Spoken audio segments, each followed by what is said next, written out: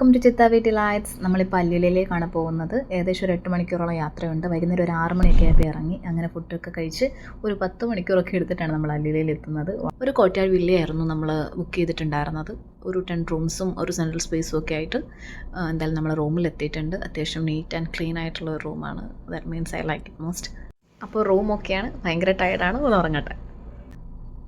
വെളുപ്പിന് ഒരു 4 മണിയോടുകൂടിയായിരുന്നു എത്തിയിട്ടുണ്ടായിരുന്നത്. ഒരു 11 മണിയോടുകൂടി ഞാൻ ഉറക്കമുണർന്നു. മോർണിംഗ് വ്യൂവിൽ ആ സെൻട്രൽ സ്പേസിൻ്റെ ഭംഗി ഇതാണ്. ആക്ച്വലി ഇതൊരു കോട്ടയാട് വില്ലയാണ്. നമ്മൾ ഏകദേശം ഒരു 5 ഫാമിലീസ് ഉണ്ട്. അച്ഛനും അങ്കിളും ഫ്രണ്ട്സായിരുന്നു. അങ്ങനെ നമ്മൾ വലിയൊരു കുടുംബമായതാണ്. AlUla defines as the timeless beauty of Saudi Arabia. അങ്ങനെയാണ് അല്ലുലയെ എല്ലാവരും വിശേഷിപ്പിക്കാറ്. എനിക്ക് ഈ വില്ല സത്യത്തിൽ ഇഷ്ടമായി. ഈ ഒരു പേഴ്സണൽ സ്പേസും നമ്മളുടെ ഫാമിലി ഗെറ്റ് ടുഗദറിനൊക്കെ പറ്റിയ പോലെയുള്ള ആംബിയൻസും ഈ അല്പം ചൂട് കുറഞ്ഞുള്ള ഈ വെയിലും ഒക്കെ വളരെ ഓക്കെയാണ്. ജിദ്ദയിൽ ഒരു 3 ആഴ്ച മുമ്പ് വരെ അത്യാവശ്യം നല്ല കാലാവസ്ഥയായിരുന്നു. പക്ഷേ ഇപ്പോൾ ഭയങ്കര ചൂടാണ്, ഒരു രക്ഷയില്ല. ഇവിടെ പക്ഷേ വെയിലിന് അത്ര ചൂടുള്ളതായി തോന്നിയില്ല.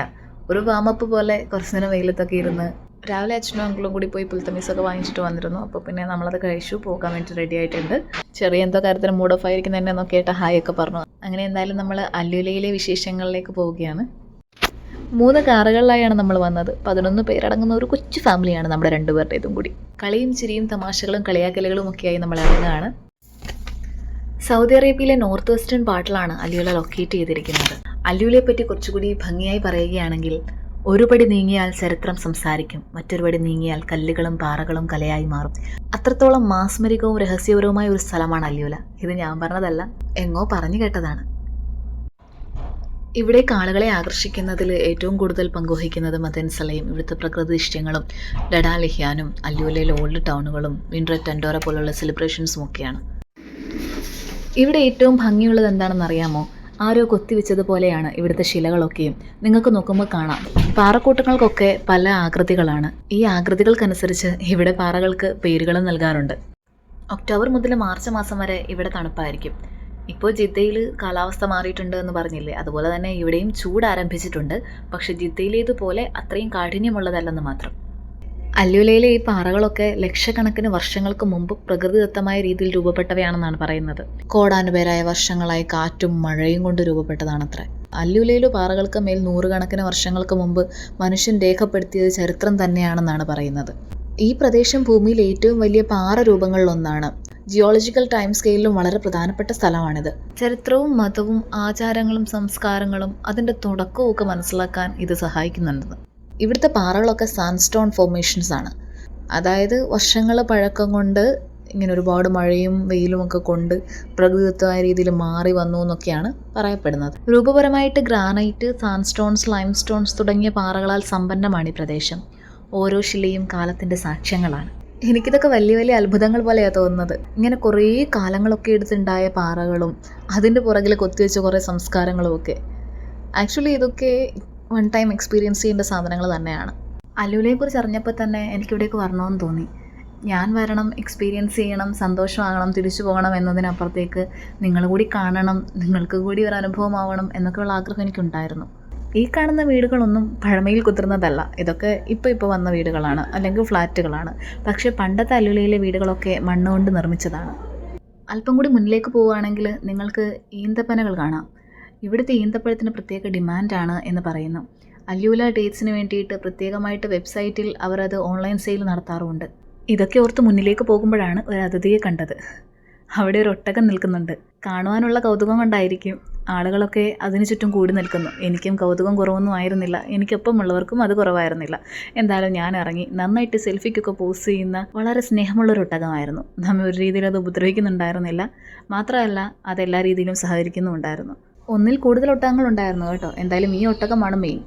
Then coming to our next destination, Harrat viewpoint. Harrat viewpoint ഭയങ്കര അടിപൊളിയായിട്ടുള്ളൊരു സ്ഥലമാണ്. അല്ലുലയുടെ ഭംഗി മൊത്തമായിട്ട് കാണാൻ ഇതിൻ്റെ മുകളിലേക്ക് കയറി നിന്നാൽ മതി. ഇത് ഹറാത്ത് ഉയറഡ് എന്ന് പറയുന്ന ഒരു അഗ്നിപർവ്വതത്തിൻ്റെ ഭാഗം കൂടിയാണ്. ആക്ച്വലി നമുക്കൊരു ഞെട്ടലുണ്ടാവും അത് കേൾക്കുമ്പോൾ, പക്ഷേ അതൊരു ഫാക്റ്റാണ്. നമ്മൾ ഏകദേശം ഒരു ഉച്ച കഴിഞ്ഞ സമയത്താണ് അവിടേക്ക് ചെന്നത്. ആക്ച്വലി അതൊരു മികച്ച ടൈമല്ല. എപ്പോഴും ഒരു സൂര്യാസ്തമയം അല്ലെങ്കിൽ ഒരു സൺറൈസ് അങ്ങനെ ഒരു രീതിയിൽ പോവുകയാണെന്നുണ്ടെങ്കിൽ നിങ്ങൾക്ക് കുറച്ചുകൂടി എക്സ്പ്ലോർ ചെയ്യാൻ പറ്റും. ഇത്രയും ഭയങ്കരമായ വെയിലിൽ പോലും എനിക്ക് ഈ ഒരു വിഷൻ ഭയങ്കര അടിപൊളിയായിട്ട് തോന്നി. അപ്പം കുറച്ചും കൂടി നമുക്ക് കൺവീനിയൻ്റ് ആയിട്ടുള്ള ഒരു സമയത്താണെന്നുണ്ടെങ്കിൽ നമ്മുടെ വ്യൂവിന് ഭംഗി കൂടുമെന്ന് ഞാൻ വിശ്വസിക്കുന്നുണ്ട്. അതുകൊണ്ട് നിങ്ങളൊരു ആഫ്റ്റർനൂൺ ഒരു 4:30 ഒക്കെ കഴിഞ്ഞിട്ടൊക്കെ വരികയാണെന്നുണ്ടെങ്കിൽ നിങ്ങൾക്ക് കുറച്ചുകൂടി ഒരു റിലാക്സ്ഡ് മൈൻഡ് സെറ്റിൽ നിങ്ങൾക്ക് അവിടെ സമയം ചിലവഴിക്കാൻ പറ്റും. ചില്ല് ചെയ്യാനും ക്വാളിറ്റി ടൈം സ്പെൻഡ് ചെയ്യാനും ഒക്കെ ഭയങ്കര അടിപൊളിയാണ്. പക്ഷേ ഈ ഒരു ടൈമിങ് നിങ്ങൾ ശ്രദ്ധിക്കണം എന്നാണ് എനിക്ക് പറയാനുള്ളത്. ആവശ്യത്തിൽ കൂടുതൽ ഫോട്ടോസും വീഡിയോസും ഒക്കെ എടുത്ത് നമ്മൾ ഹാപ്പി ആയിട്ടാണ് ഇറങ്ങിയത്. അങ്ങനെ മുന്നിലേക്ക് പോകുന്ന ടൈമിൽ കൂട്ടമായിട്ട് കുറേ പാറകൾ നിന്നിട്ട് അതിൻ്റെ ഒരു ഭംഗി ഭയങ്കര അടിപൊളിയായിരുന്നു. ആക്ച്വലി ഞാനങ്ങ് ഉറങ്ങിപ്പോയി. പിന്നെ ഏട്ടൻ തട്ടി വിളിച്ചപ്പോഴാണ് എഴുന്നേൽക്കുന്നത്. പക്ഷെ നിങ്ങൾക്ക് കാണാൻ വേണ്ടിയിട്ട് വീഡിയോ ഉണ്ട്. നിങ്ങൾക്ക് നോക്കുമ്പം കാണാം എങ്ങനെയാണ് ഇത്രയും. ഇത് ആക്ച്വലി നേച്ചർ സെറ്റ് ചെയ്ത് വെച്ചിരിക്കുന്ന ഒരു കളക്ഷൻ ഓഫ് റോക്സ് ആണെന്ന് പറയുമ്പം നമുക്കതിൽ എത്രമാത്രം അതിശയം തോന്നും. അത് നോർമലി ഇങ്ങനെ രൂപാന്തരപ്പെട്ട് ഇങ്ങനെയായി ഈ ഒരു ഷേപ്സിലൊക്കെയാണ്. പല ഷേപ്സിലുള്ള റോക്കിന് പല പേരുകൾ വരെ ഉണ്ട് ഇവിടെ. അങ്ങനെയാണ്. സൂക്ഷിച്ച് നോക്കിയാൽ നമുക്ക് ഒരുപാട് രൂപങ്ങളൊക്കെ ഇതിൽ കൊത്തിവെച്ചിരിക്കുന്നത് പോലെ കാണാം. ഇതൊന്നും പക്ഷെ കൊത്തിവെച്ച രൂപങ്ങളല്ല. ഇതിൽ നോക്കിയിട്ട് കുട്ടു വിലുവിനോട് പറയുന്നുണ്ടായിരുന്നു നിനക്കൊരു പേരിടാമെന്നൊക്കെ. ആക്ച്വലി അതൊക്കെ തമ്മി നമുക്ക് പറഞ്ഞ് ചിരിക്കാൻ വരുന്ന കുറേ തമാശകളായിരുന്നു. അങ്ങനെ 1-2 റോക്സിന് വിലു പേരിട്ടിട്ടുണ്ട്. അതൊന്നും പക്ഷെ ഫേമസ് ആയില്ല. പക്ഷെ ഫേമസ് ആയിട്ടുള്ള ഒരു എലിഫൻറ്റ് റോക്ക് ഉണ്ട് അല്ലുലയിൽ. നമുക്ക് കണ്ടാലോ? നിങ്ങളൊന്ന് നോക്കിക്കേ. ശരിക്കും ഒരു ആന ചരിഞ്ഞു നിൽക്കുന്നത് പോലെ തന്നെ ഇല്ലേ? ശരിക്കും ഇതിന് എലിഫൻറ്റ് റോക്ക് എന്ന് പേര് വന്നില്ലെങ്കിൽ അതിശയമുള്ളൂ എന്ന് തോന്നുന്ന രീതിയിലാണ്. നമ്മൾ വ്യൂ പോയിന്റിൽ പോയ ടൈം ഓക്കെ അല്ലായിരുന്നു. പക്ഷേ ഇവിടെ വന്ന ടൈം പെർഫെക്റ്റ് ആയിരുന്നു. അല്ലൂല ടൗണിൽ നിന്നും ഒരു 11 കിലോമീറ്റർ മാറിയിട്ടാണ് എലിഫൻറ്റ് റോക്ക് ഉള്ളത്. ശരിക്കും നമുക്ക് കണ്ണിന് ഇമ്പം നൽകുന്നൊരു കാഴ്ചയാണ്. അമ്മയും DC ആൻറ്റിയൊക്കെ നന്നായിട്ട് നോക്കി നിൽക്കുന്നുണ്ട്, ആസ്വദിക്കുന്നുണ്ട്. That's good. ഇതും ഈ പറയുന്നത് പോലുള്ള പ്രകൃതിയുടെ ഒരു കളിയാണ്. ഒരു രീതിയിലും ഇത് മനുഷ്യനിർമ്മിതമല്ല. ഇതും ശരിക്കും നേച്ചർ തന്നെ നമുക്ക് തരുന്ന ഒരു ഡിവൈൻ ബ്യൂട്ടിയാണ്. ഇതൊരു 500,000 വർഷം പഴക്കമുള്ള പാറയാണ്. അറിയാമോ? എന്നാണോ എന്തോ എനിക്ക് അത്രയൊക്കെ സബ്സ്ക്രൈബേഴ്സ് ആവുന്നത്. ആർക്കറിയാം. നമുക്കിപ്പോൾ വിഷയത്തിൽ തെന്നി മാറണ്ട.